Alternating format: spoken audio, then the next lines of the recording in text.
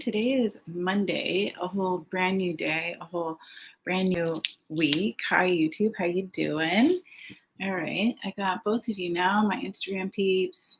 No, actually Instagram's not. My Facebook peeps and my YouTube peeps. So good to see you all. Like I said, it's Monday, a brand new day, a brand new week. Today is kind of my third day of fasting. The reason why I say kinda is I've been really going with the flow and taking it in strides in terms of how my body feels. And so, what I mean by that is my ideal goal was really to do 3 days of fasting, just water, um, no food, and then kind of and then go into juicing and then soups and then back to solid food. But I also didn't want to put a lot of pressure on myself about it. So it was kind of like at least at the bare minimum, I wanted to do 24 hours and take it day by day from there. So I made it through the first day mark. Um, it was difficult at times for sure, and especially because one of the reasons I wanted to do this fast was to break some unhealthy patterns and habits because I was getting really, I just love food, and I was getting in a pattern or a phase of eating unhealthy foods. And you know what it is? I got really addicted to the food delivery things. Like it's really interesting because I had a roommate at one point, and he was ordering food all the time, like for dinner all the time. He never cooked. And I thought it was so crazy ordering food all the time. And then one day I tried it and I was like, fuck, this shit is so addictive. Like anytime you don't, the sun and the shadows coming in really strange. Anytime you don't want to cook food because either A, you don't have the food there or you just don't feel up to actually cooking, um, what do? You just do skip the dishes. Like it's so easy. You literally just put in what you want at any kind of food you want, any kind of restaurant that's there, and then they deliver your food to your door. It's the most amazing thing. Um, it's the morning, the sun's coming out. By the way, excuse me. We had our first snowfall last night. It was actually quite pretty watching it coming down on the ground. And hold on, I gotta do something with the curtain.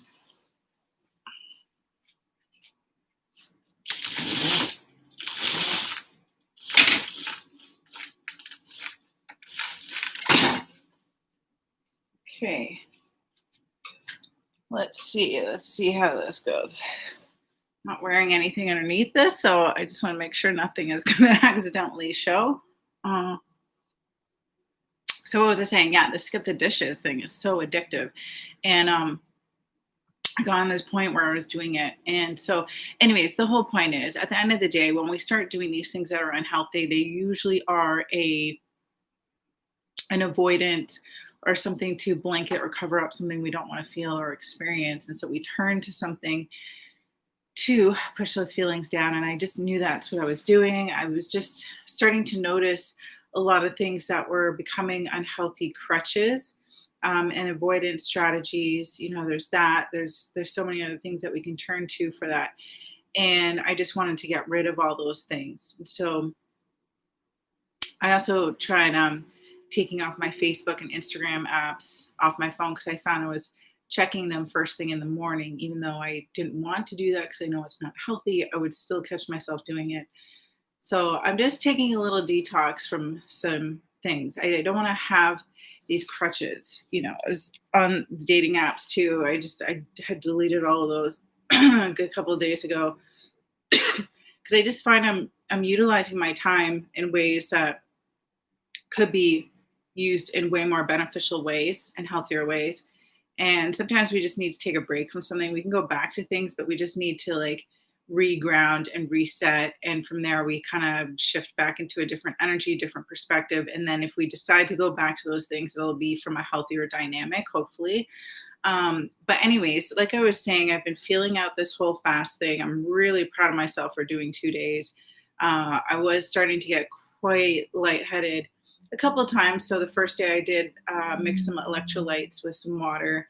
And yesterday, which was the second day, I did some miso soup twice, which is actually what I'm drinking right now. And because that's got some sodium, some salt in there. So that can really help if you have low blood pressure. this is what I read on the internet. I'm not a doctor, so I'm not telling you what to do, how to handle your situations. I'm just sharing what I'm doing for myself, what I feel is right. And everybody else's body is different. So y'all just got to do what's right for you. But this morning, I just feel like today I'm going to go on to juices. I've already juiced some prior to me doing fasting. So I almost feel like I kind of have to do it today before those go bad. And, but I'm also feeling like my body needs it because I was really lightheaded getting out of bed this morning. Like I literally had to go back and lay down for a moment until like things were a little bit more grounded. So I decided to actually start this morning with a cup of miso soup. And miso soup is, you're probably familiar with it if you go out for sushi. And it's a Japanese dish, and it's really great because it's fermented. So it's really good for gut health.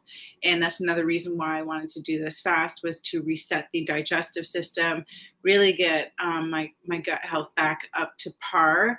And when we have good gut health, then other things also fall into place. Like it's interesting. If we have one thing out of balance, it can start to affect other things. So what I mean by that is like if our gut microbiome is off, or our nervous system can start getting affected, our adrenals can start getting affected, which is very common for females, and especially entrepreneurs as well. Like it's just really spinning your gears a lot. So you have to be very mindful, and especially around this kind of age group that you get as a female, it's like things are changing in our body, like our hormones and like everything just feels like whacked out of shit. It's like crazy. It's so gnarly to deal with because your body changes, and sometimes it changes in a way that feels very foreign. And so I just wanted to really reset all of that. And my blessed, amazing, strong, beautiful liver, I wanted to, give my liver a chance to have a break and to just detox and to really just relax. It's almost like when we feel we need to go to a resort or on vacation, we need a break to just like really slow things down, go with the flow, have time to do what we feel that we desire to do in the moment, without all these constraints on. It's kind of what I'm doing for my liver and my body right now. I'm allowing it to have a little vacation at a resort where it doesn't have to focus on doing a lot of work. And what I mean by that is if we're eating a lot of food, our body and our system is working very hard to break that down and all its, functions and what it does. And so with this fast, it was really giving it an opportunity for all these spaces, these organs, these things within to have its time to just, like I said, detox, cleanse, and have a nice break and rest, and then come back so much more energized and so much more focused. And so that's where we're at. Going back to the miso soup, it's so easy to make. Like I literally just add hot water with a little bit of miso paste. You can purchase like the thing, the container of it, and it is really salty though, so you actually don't need a lot of the paste.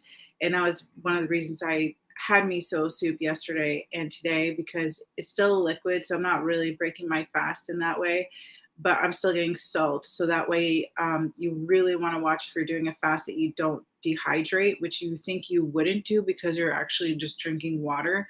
But the thing is, if we don't have electrolytes or salt, what happens is like the water just goes through. So you can actually get dehydrated. So that's what I'm saying. Like if you decide to do a fast, definitely do research on it. If you're on medications or anything like that, like you just want to chat either with your doctor, your holistic practitioner, what have you, and go through that way. And like I said, I really have been feeling my way through this and tapping in with my body and using discernment when it's my mind or ego that's trying to tell me like, no, we're good, let's go back to food. And when my body is like, okay, I need this or I don't need this.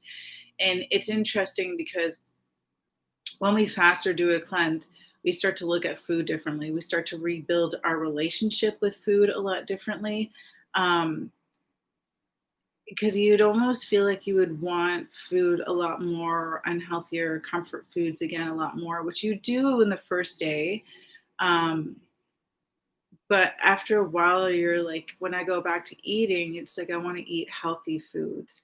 And it's all about portion control. I don't actually really want to use the word control, but it's all about being mindful about the portions because we are in Western society where we seem to overconsume almost in every area of our lives.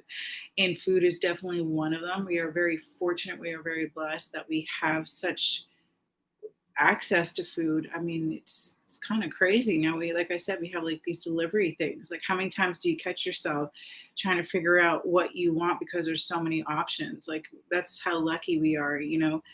But the thing is, we overconsume without being very present with what it is that we are consuming, and that's where it can get a little bit unhealthy. And if you think about it, we've kind of been conditioned to overeat. Like, think about how many times as a child you were told to finish your plate, finish your meal. You don't get dessert until you finish this. You don't get to leave the table until you finish this.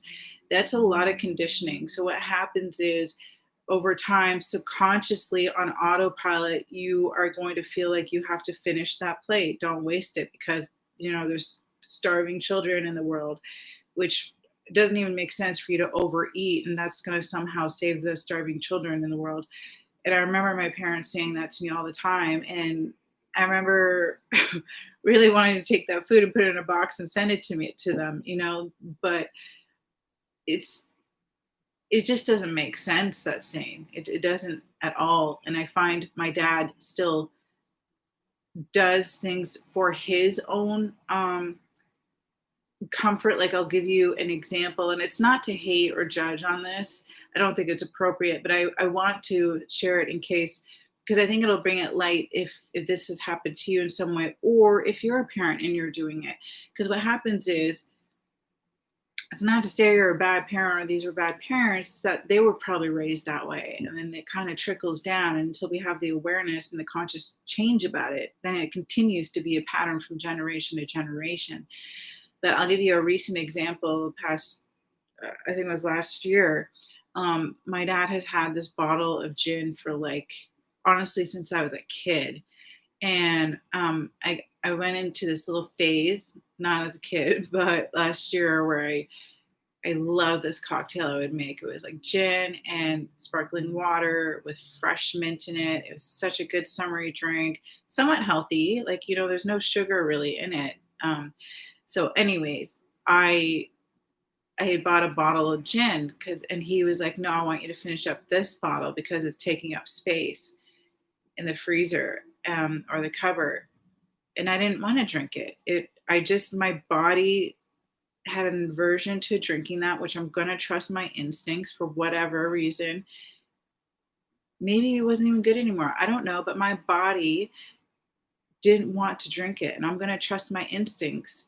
And even though we've been so conditioned not to trust our instincts and to override it, um, I'm going to trust my instincts. And so I didn't want to drink it. And he was giving me a really hard time about it. And the thing is, my body is not a garbage dumpster. It's not a garbage bin. It's not somewhere where I have to drink, for example, that gin just so that bottle can be finished up and he can throw it out and he can feel good about it because it got drank and he didn't have to throw it out with it still in there. Like, this, my body isn't here to consume something that it doesn't want to just for someone else to feel better about something. That's not how it works. It's not what my body's for, and that's not what your body's for either. And so the same thing was the same thing with food. When we were younger, he didn't want to waste the food because that would make him feel not good about it. So he wanted that food eaten, even though it was at the expense of his own children to eat it when they didn't want to eat it anymore. Because if a kid doesn't want to eat any more food, that's because their body is telling them they've gotten the fuel and the energy and the nutrients that it needs. It doesn't need to eat more. We don't, like, our body is very, very smart, and it will tell us things if we listen to it. So if someone's not hungry anymore, they're not hungry anymore. So to tell children to continue to eat despite that it's really doing a disservice for a couple of reasons. One, you're conditioning them to now overeat mindlessly and subconsciously, and we can obviously see eating is a huge problem, probably more so in the states with the obesity. But we also then it puts subconsciously a guilt that if you don't finish it, that something bad's going to happen, or starving children in the world, or you know, it, again, it doesn't make sense. Whether you eat your food on that plate or not is not going to save a starving child. You want to save them, you give them money, you give them food. Like that's how you help them. So there's that. But um, what was the other point I wanted to make about that? Subconsciously, we start growing up with those unhealthy belief systems. But there's another really, oh yes, what it also does is it starts to condition us as young children to negate what our body instincts are telling us. Because if our body is telling us a certain thing, but you have an adult or someone else who's like, no, do this, no, do this. And in my case, even as an adult, I'm telling my dad I don't want to drink that. I don't want that one. And he starts to try to make me feel bad about it and this and that. And it's like it's bullshit. It's bullshit. Your body's intuition is more wiser and stronger than anyone else because they don't know your body. They can't do that. And you can see even from those examples I gave with my dad, he's not even coming from an integral place. He's coming from his own space where he wants to feel okay and comforted by something at the expense of someone else. And so sometimes we don't realize that's happening because we would assume that a family member would not do that to us. We would assume that a good friend would not do that to us. We would assume a partner would not do that to us. But some people who have not done the inner work and are still gaslighting or doing these things with their unhealthy behaviors and try and put it on people, there has to come to a point you have to be cognizant about that and aware of that, and you have to make that conscious choice. Are you going to accept that, or are you going to stand up for yourself and take care of yourself and your body and your mind and your mental health? And that's what it comes down to. I did not expect to go into this rant. But anyways, I'm very excited. I'm very proud of myself for going through a 2-day fast, and I'm enjoying this miso soup for my breakfast. I really am looking forward to going to the health food store. I really would like to get some nutritional yeast. Um, I have not used nutritional yeast yet, but it is a very common ingredient in a lot of vegan dishes. And even if you're not vegan, I mean, I'm not vegan, but I always love checking out different recipes, and I always want to see how can I eat things as healthy as possible. But nutritional yeast is a very common ingredient they put in things to give it a very cheesy flavor, but it also is very high in fiber as well. And from what I have read about it, you want to kind of do your slow intake with it just because it is such high in fiber. You kind of want to slowly integrate to it, but you also want to up your intake of water as well. And so I'm really excited to play around with this ingredient because this is how I think. I think I literally spent yesterday from like 12 o'clock to like 6 o'clock on my second day of my fast watching food recipes, which sounds so absurd to do when you're fasting because you're looking at food all day. But I really actually enjoy um, getting ideas. I don't really follow recipes, but I like getting ideas. And I always think the thing is, when you fast or do a cleanse, you really start to look at food differently, and you want to be more mindful of what you start putting back into your body. You just have this different perception that happens in this different relationship with your body. And so I always think, and this is why I tend to do it this is my first time doing a fast, but when I've done cleanses before, I always tend to like look at food recipes and things like that. And the reason why I do that is because as soon as we get off our fast and you go to the grocery store or a cleanse, if you're not prepared in what it is that you're going to get there and what you want to start eating moving forward within the next couple of days, what's going to happen is you're going to go in a grocery store and you're going to see things that are already pre-made and comfort foods, and it's very easy to just like resort back to the old patterns. But if you have things prepared and you already know in your head and you're super excited about like this recipe and that recipe that's super healthy, and you know what you need to get, the ingredients, and you're already prepared ahead of time before going to that grocery store, you will set yourself up for success. It will be so much more successful because you know what you're going in to get. You already have planned what you want to make. But the other thing is, I always think about what was the foods that I really loved that I was indulging in that wasn't healthy. And I feel it's important to do that because when I do that, I think about, okay, next time I crave that food, what could I make that's going to be a healthier version of that? And so one thing that I loved, like sometimes you just want a day where you have like chips and queso.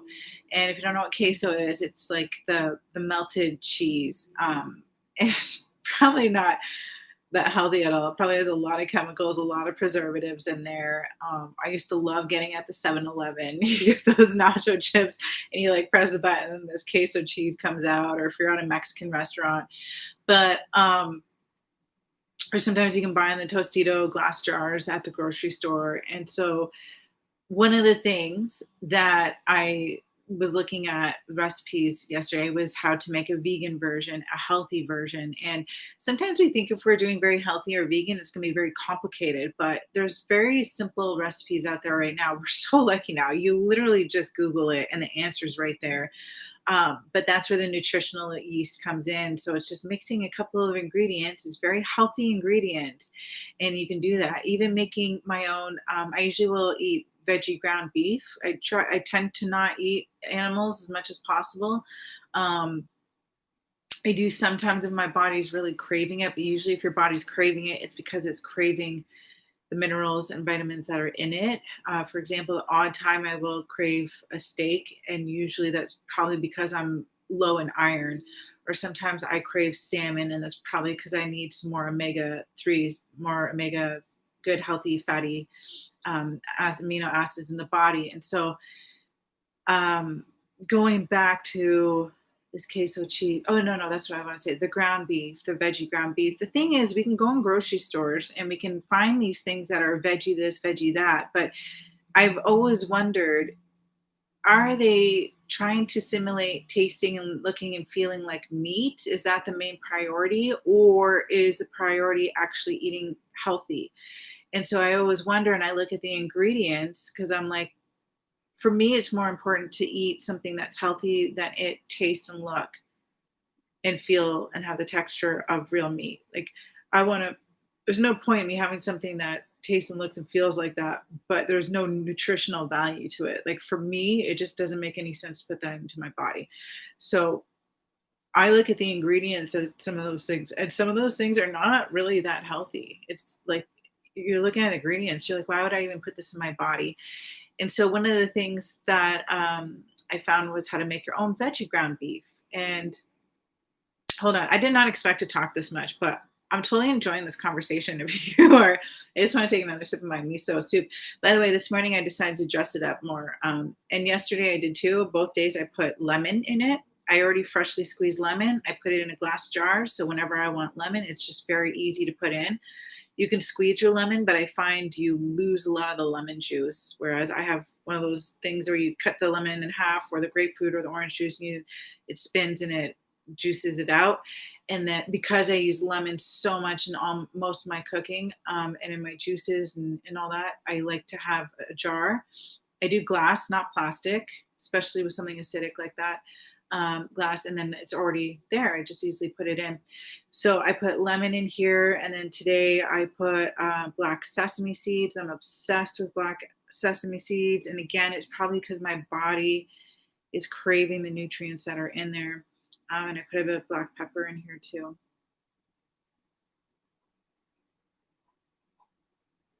It's like really as simple as making a tea. Though I wish I had a spoon in here so I could shake it. But um, veggie ground beef, it was really cool, this recipe I saw, and it was a lot of mushrooms, dicing it up very finely, onions. I don't remember all the other stuff, but I saved it somewhere, so I'll probably follow up with it. But you can get so creative. And um, oh yeah, and the queso cheese I was talking about. Do you know what they use? They boiled carrots and potatoes, and then they strained it, and then you blend that up with nutritional yeast and maybe some water. There was another recipe they put coconut milk in, but for me, for me, if I don't have to use that, I don't. But it's that simple. And look how healthy that is. Nutritional yeast, lots of fiber, potatoes, and carrots. That's so much healthier than all the preservatives and the chemicals that are there. So, good morning, Louise. Good morning, Agnes. I'm talking about my 3-day fast, and I'm talking about food now, how we can make it more healthier. And so, anyways, it's very exciting to see what all these alternative things that we can do. And another thing that I was really, oh God, that I love so much, I really like Wendy's. I do have to say that because they have this side of their menu where you can get a junior bacon cheeseburger for a couple bucks. You can get like a poutine for a couple bucks. You can get a spicy chicken wrap for a couple bucks because it's on the sides menu. And so I started getting really addicted to that because A, it tasted really good. B, it was very, very affordable. So again, what I was saying is if we look at the foods that we like to eat that aren't necessarily the healthiest, what could I substitute for that that would be a lot healthier? So that when I have that craving for that Wendy's food, I already know what I'm going to make or eat instead. And so you can make your own veggie burgers with whatever you want. Um, and even I try not to eat a lot of bread, but sometimes we want something that's very comforting and satiating like that. Am I saying that word right? Satiating. Doesn't sound right to me. But anyways, like something comforting, like something, you know what I mean. And so I have always been trying to figure out different things that I could use instead of breads. Like, oh gosh, I'm totally forgetting the word of this leafy green, but they're actually very big leafy greens. Um, and they're it's quite thick, so it's quite durable to use it as wraps. And so I was doing that over the years here and there. Um, and actually, I would put it on a pan just for a couple seconds, just to soften it just a little bit. Um, because some of the foods like kale and stuff like that, you really want to break it, either cook it or steam it or massage it. So it breaks down the enzymes, I think it is. So it's a lot easier for your body to digest. So I would quickly just put that on a pan for a couple seconds and that would soften it just a little bit, but break down those enzymes. So it's a lot easier for your body to digest. And then you could put whatever you want in there, alfalfa sprouts, tofu, whatever, and use that as a wrap. And so I was also looking into other alternatives and I found this other one where you can make your own wrap out of flaxseed. And flax, again, is very, very healthy. It's very full of fiber. And literally, I think she mixed flax, she boiled it on the stove with water, and then took it off, and it was almost like a dough. And then she rolled it out with two parchment papers in between so it doesn't stick. Which, by the way, if you don't have a rolling pin, which I don't, I had the genius idea of using a wine bottle. But I do suggest putting a parchment paper on top of whatever it is you're rolling, and then the wine bottle rolling over that, just so you don't have something dirty rolling all over your food. And then she put it in the oven. And so it was that simple. Oh no, on the stove and just flipped it over. And then you have a wrap, a tortilla wrap. And there was another one a lady did sweet potato and flour. Generally, I try not to eat too much flour, but again, sweet potato and just pan fried it. And it was that simple, like look at the ingredients, the stuff at the grocery store. There's so much preservatives and chemicals in there. If you cannot pronounce it, likely it is not healthy for you. And so it can be very fun to tap into our foods and make it more healthier. And even though it says organic or veggie, it doesn't always necessarily mean it's healthy. So, anyways, this was my long drawn out conversation that totally drew out into healthy eating when I really just want to talk about my fasting. But today I'm very excited because I am planning to go to the health food store in the grocery store, which I've been wanting to do for days, but I did not want to do it while I was fasting. I didn't think it was a good idea. Um, and so I'm excited. I'm finally at the day and the marker where I can. I also want to get horsetail. I have not tried that before. That is not something you eat, and it is not a tail of a horse, which I actually thought that's what it was when I heard about it. But apparently it has a lot of silica, and I've been going through issues where my hair has been thinning, and it's freaking me out, to be honest. And I think a lot of it had to do with thyroid, hormonal imbalance, and nervous system, adrenal, like all that stuff. So I really have been focusing on resetting that. Um, and so I really want to try that and see if that's going to help. And I've just been focusing on taking it easy. I definitely have not been exercising while fasting. I would not suggest that because like you really want to be gentle with your body. I've done like gentle stretches with yoga, but other than that, or maybe just a walk around the pond. But where was I going with this? I don't even remember what I was saying, to be honest. Oh yes, sleep is very important in resetting your nervous system and all your functions again. And it's been a little frustrating because actually the past couple of weeks, just sound has ramped up so much more from my neighbors. Like my neighbor, their dog barks all the time. Now someone else got a new dog, I think, that has this really high pitched barking, and it woke me up at 10, then woke me up at 1 something this morning, and then again at 4 something, and then again at 5 something. And it's just like, past, and people have been hammering, not even just one nail or two nail. Like, I don't know what the heck they're hammering, but it's nonstop hammering on the wall and sawing. And like, I don't even know if it's IKEA furniture, but how much IKEA furniture could you possibly be putting together? Like, it's been so many different nights and late at night, anywhere from 8:30 to like 12:30 a.m. Like, who does that? Who does that? Living in an apartment building. Anyways, it's been a little bit of a struggle trying to get sleep and trying to really focus on the inner healing, but just doing the best I can in the ways that I can. So that's where we're at. Hopefully that's gonna quiet down. And I hope you guys are all doing well. So check in with your body, see what it needs, start to develop that relationship, that conversation with it. And yeah, I'll see you another day, another time, maybe even another time today. Who knows? But much love. Corinne Clapham here. Take care.